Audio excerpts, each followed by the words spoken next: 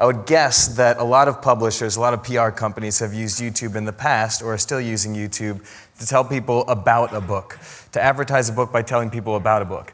I'm going to give a case study of a channel that we built with author Richard Wiseman that basically doesn't even tell you about a book. It tells you what's inside of a book. It engages audiences by telling them what's inside of the book, and it's done it very successfully just in the last 3 months with millions and millions of new audience members for this book. I first want to say that I'm not on the partnerships team. It's not my job to convince everybody in this room to use YouTube. I'm also not thinking specifically about book sales. I'm thinking about content, the type of content that engages audiences, that builds loyal followings. But I think what you'll find, and what we'll show, is that the two are interconnected, that engaging audiences, in this case at least, has led specifically to not just engaging audiences, but selling books. I'm going to tell you briefly how I met Richard. Richard had launched a channel before in 59 Seconds, which we'll talk about in a minute, called Quirkology. And I was introduced to Richard to speak about this channel, Quirkology, and realized in our conversations that this wasn't just the YouTube channel. This is actually a book before it was a YouTube channel, and that he hadn't just written one book, that he is an author that has written many books. So through our conversations, we kind of discovered that, hey, we could launch a new channel based on a book, track every step of the process, and create a great case study about how authors and how publishers, because Macmillan was also involved in this, could use YouTube to extend the brand of their book. So I'm going to invite Richard up. He's going to tell you about the background of his channels, as well as 3 things that we found to work specifically on this new channel. Meet author, psychologist, magician, YouTube star, Richard Wiseman. Thank you. Thank you very much. Thank you. Thank you very much. Thank you, and a pleasure to be here.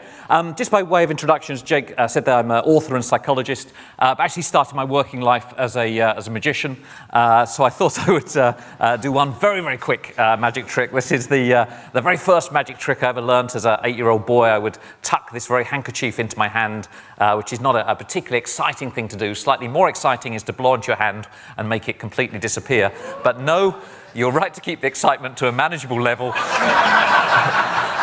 As you all did so well there. And in a curious way, I respect you more, because that's the easy part of the trick. The harder part is with sleeves rolled up and hand away from the body to click the fingers, reach inside and reproduce the handkerchief. I thank you. So because of my interest in magic and illusion, I got into psychology and wrote a book called Quirkology, and then started to post videos on YouTube which were about magic and illusion and psychology. Here are some of the screen grabs from there.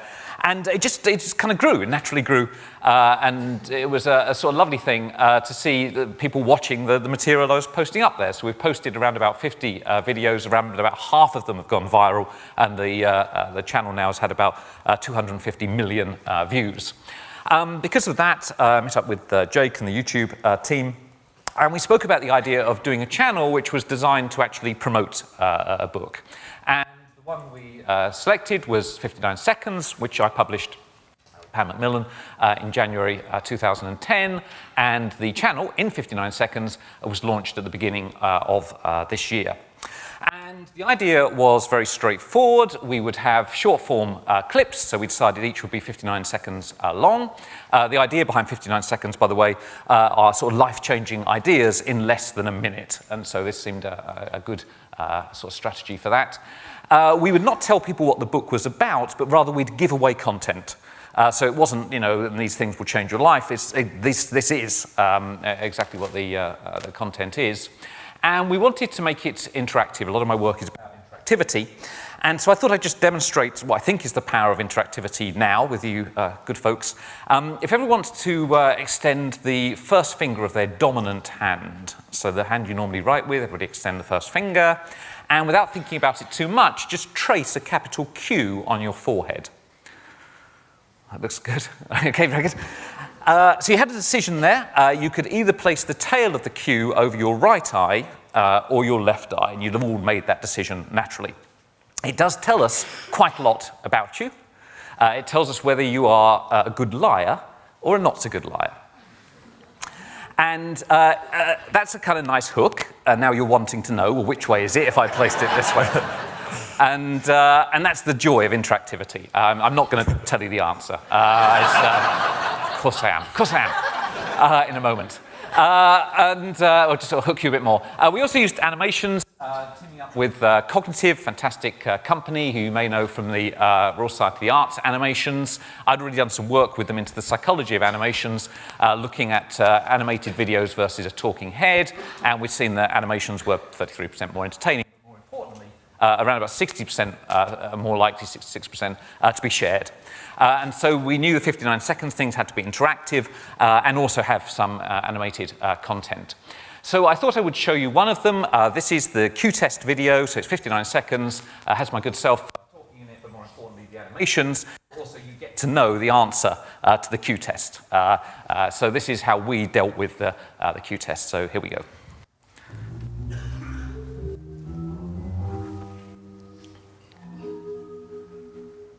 Extend the first finger of your dominant hand, and now you've got 5 seconds to trace a capital Q on your forehead.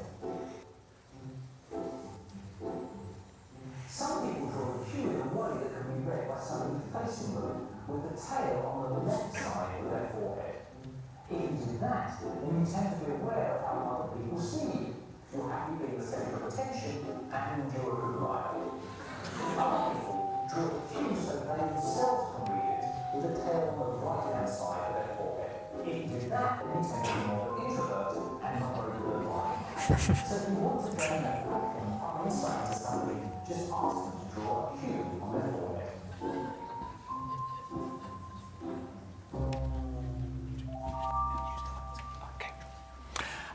So that was the video. I would like to point out I do own more than one shirt. I just realised that. So far, we have put 13 videos out there. They've had 10 million views and lots of coverage from Telegraph and Daily Mail and Huffington Post and so on. And 200,000 subscribers, which means that every time we post a new video, they all get a note about it. And so you're building up a group of people that want to hear about your work. Perhaps most importantly of all, in terms of sales on Amazon, which is how it's easy enough to us to monitor that. This is the year before. This is percentage of sales, and then this is after that we posted the video. So you're seeing a growing sales there. And across, outside of Amazon, Pam Macmillan have reported a 44% increase across all of the channels. Because we have built that base, it now means it's easy to put material to those 200,000 people. And so the new book, which is out this week, Night School, about science of sleep and dreaming, we've already started producing videos about it. Some of those have gone viral with 1.5 million views.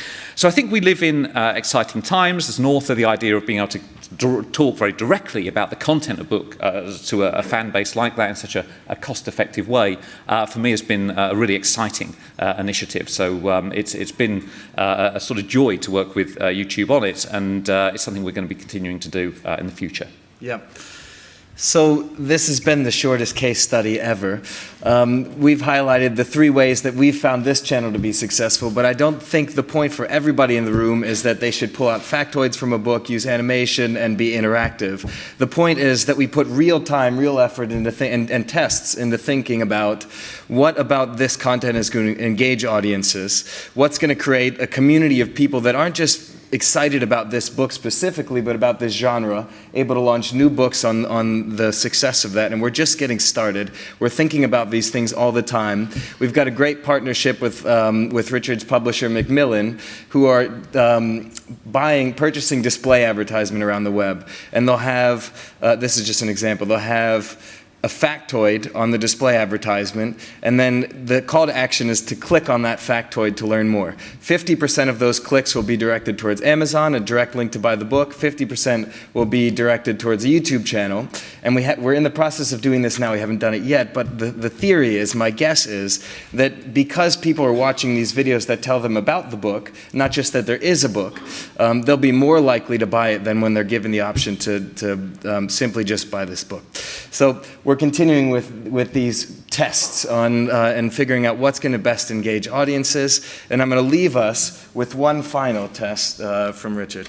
One final psychological test. If everybody puts their hands together and just puts one thumb on top of the other, again, you'll have naturally found a way of doing that. So either your right thumb will be on top of the left or left on top of the right. If you reverse your thumbs, you feel it won't feel quite right. So put it back to the original way. And basically, the way in which you place your thumbs, either right on top of the left or left on top of the thumb, do tell us a great deal about you. In this instance, it tells us whether you tend to be a more creative type or a more analytical type. And you're probably wondering, well, which way round is it? How am I being classified by the psychology? And we are right out of time here, but the good news is, if you want to find out, you just click onto in 59 seconds. Thank you for your attention. Thank you very much. Bye-bye.